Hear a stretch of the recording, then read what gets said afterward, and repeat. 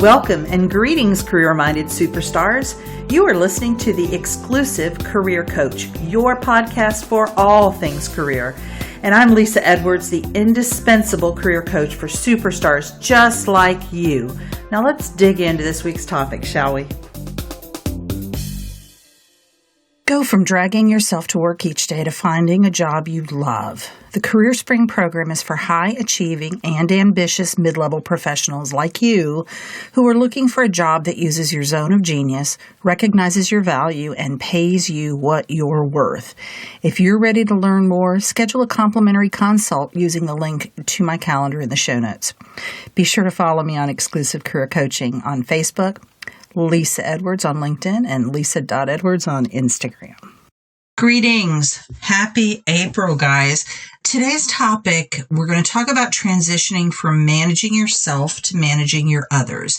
And I'm relying heavily on the Leadership Pipeline book by Charon et al. In this book, they go through 6 leadership passages, the first of which is that going from being an individual contributor to managing others. And that's what we're going to be covering in this episode.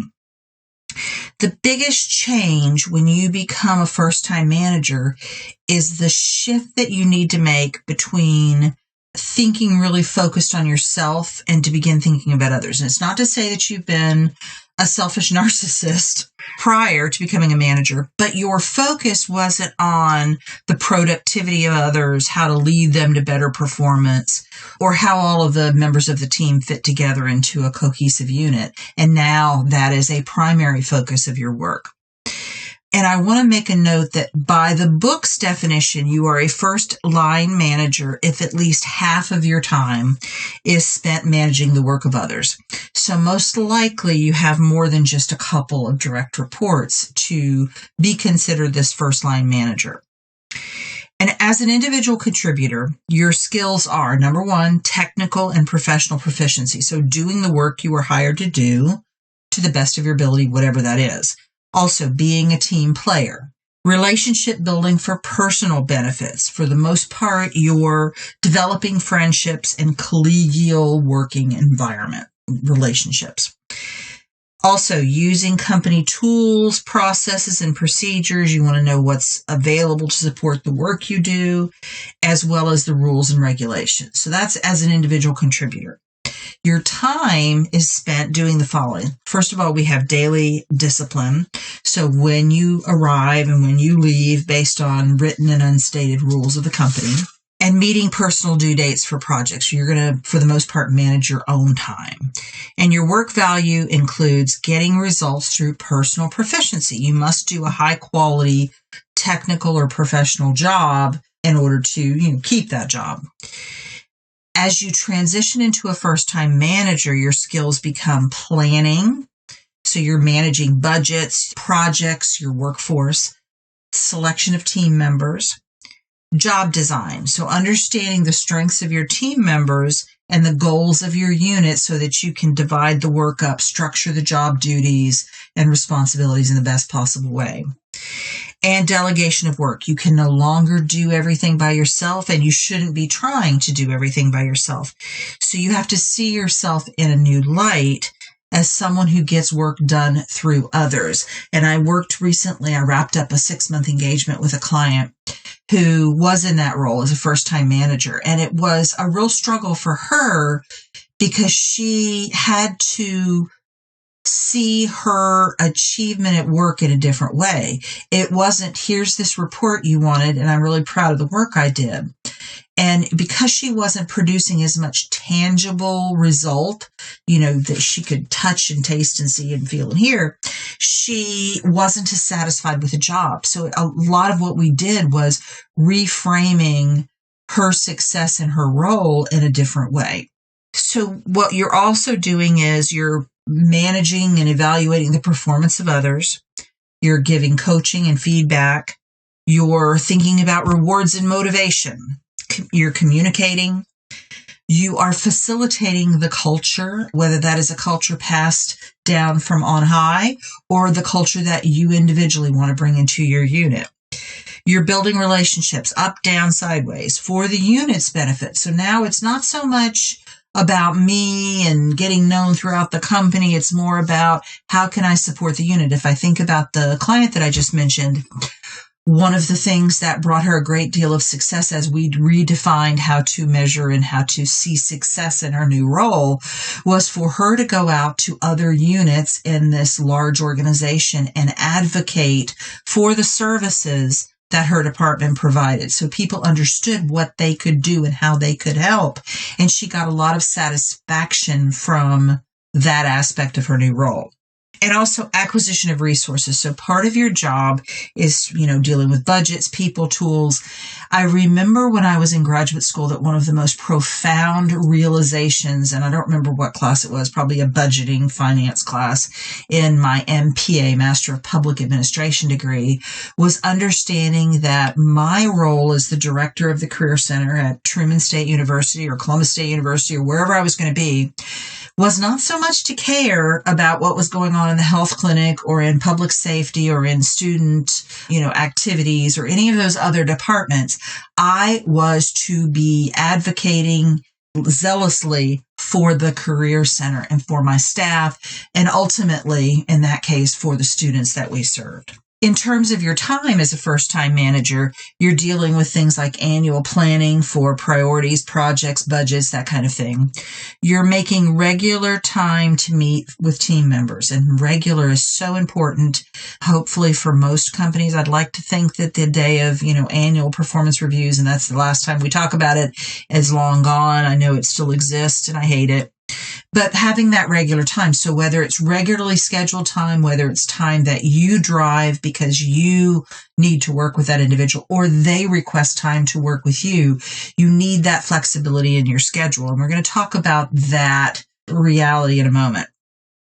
Setting priorities for the unit and your team, and communication. So you're communicating maybe with other units in the business, maybe customers, suppliers, whatever it may be.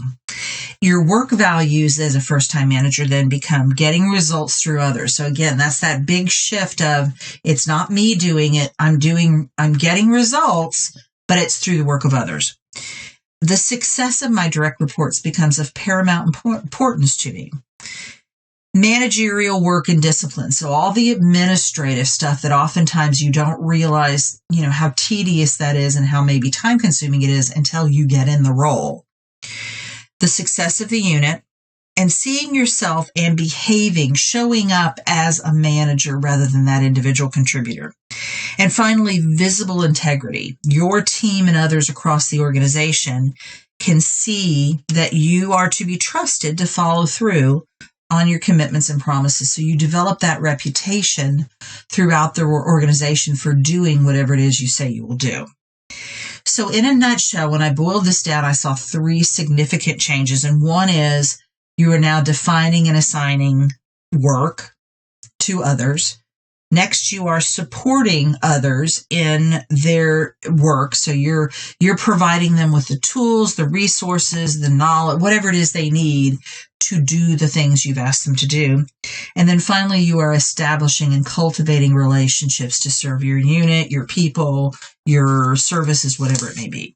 So what does a clogged leadership pipeline look like at this level? So that's one of the kind of through points in this book, The Leadership Pipeline, is as he talks about these 7 stages of leadership, what does a clogged pipeline look like at that point? And at this first level, line manager level, it's high stress among the leader's individual contributors. So they become overwhelmed and they think their boss isn't doing much at all to help them. And, they're just kind of, there's no direction, there's no organization. So a couple of examples. So the manager might view questions as interruptions. So I talked earlier about having regular meeting time with your employees, and especially if you are back in the office or some of your people are in the office, you might have people dropping in to ask questions, go over something with you, whatever. There's a huge difference between having a quote-unquote open door policy and actually being an open door. So think about how your body language, does it invite that conversation with a direct report, or does it kind of repel it? Maybe your door is open, but when they walk in, you don't pick your head up from whatever it is you're doing. You want to make time for them and show that, you don't have to seem like you're thrilled that they walk in your door, that you've just been waiting for them. I'm not talking about that. I'm talking about, this is important. You've chosen to come in and you have something to talk to me about. And if it turns out that there's a particular employee who seems to come to you with too many things, then there's some behavior shaping that might need to happen. But in general, you want to start with a very open door, open body language to so-called interruptions. The second thing that might happen is the manager might fix the mistakes rather than teaching them to do the work. And I just did an episode a few weeks ago on changing behavior in yourself and others. And so I highly recommend that episode. I worked with a client last year who was managing a gigantic project, like a $1 billion project. And his kind of tendency was he had a belief that his employees weren't engaged and weren't trying and weren't putting much of an effort in. And when he would go into a situation where the work hadn't been done, the report hadn't been completed, whatever it was, he would do it for them. And he got a new boss who then called him on the carpet for doing the work of others and not acting like that manager. So I thought about that, and there's about 3 noticeable downsides to that. Number one, you're taking your time away. You're taking time away from the things that only you can do to do the work of someone who has been hired to do that work, right? So your time is being misspent. When you do it for them, they are not learning how to do it, right? When you're not coaching them through, how to think about the thing, how to approach it, whatever it may be, as opposed to giving them the answers or doing it for them, there's no learning there. And then finally, you can think about that, and maybe this has happened to you where you've had a boss like that. It decreases your self-confidence. So there is a perpetualism. I just made that word up. A perpetualism about this, because as you do their work for them, the message that they're hearing most likely is, I'm not capable of doing this, or I'm not capable of doing it to my boss's standards. And so they become even less trusting of their abilities and less willing to give it a try and learn on their own. And then finally, if you are in this clogged leadership pipeline, you may refuse to take ownership of your team's successes and also distance yourself from their problems. Or you may take ownership of their successes, but distance yourself from their problems and failures. And I did, this has been, probably a decade or more ago. I worked with a nonprofit, I guess a government agency in Missouri where I used to live. And the boss had one version of what was going on. The employees were slackers. They weren't trying, blah, blah, blah. And when I got in there, what I found as I, worked with the team without him there was that he wasn't there for them, that they didn't feel supported by him. They felt like he was out for his own interest and to move up the ladder, that kind of thing. And when your team doesn't feel supported or cared about, why should they give it their all? Why should they be engaged when they feel like you are not? So here are the tactics. I've got 3 of them for unclogging the pipeline at this first line manager. And I also want to talk about if you happen to manage first line managers. So I've kind of got both. And so number 1, preparation. So if you're the manager of first time managers, you want to clearly communicate the skills, the time applications, the work values required at this stage. Provide them with training.